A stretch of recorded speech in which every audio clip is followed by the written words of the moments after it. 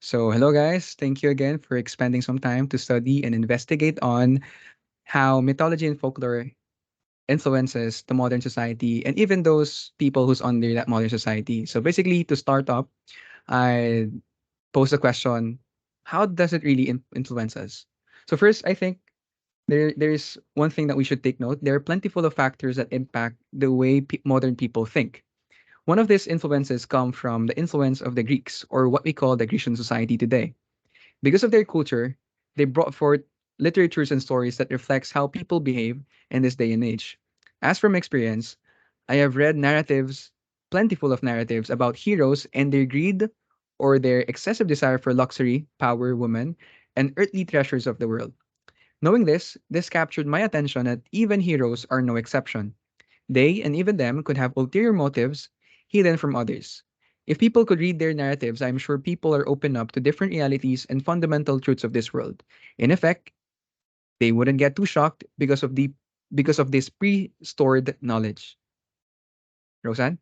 Right. Thank you for your input, Greg. Now, for me, Greek mythology is significant to language and literature. To support my conviction, I first want to start by defining culture.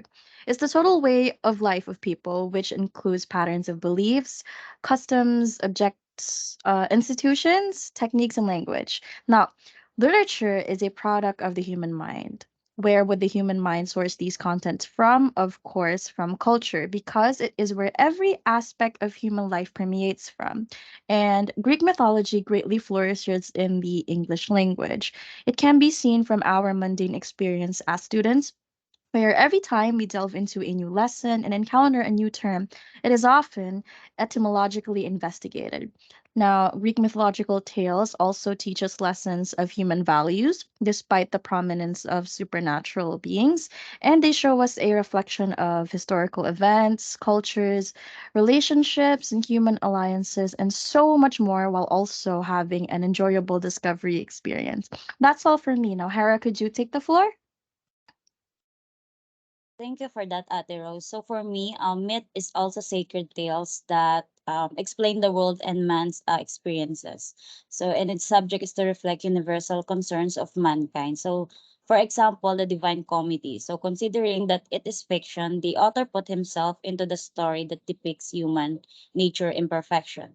So, the story portrays the soul's journey to God, and it only demonstrates that Dante, the readers can see how he can live his life better. So basically, for me, myth teaches us about how people live.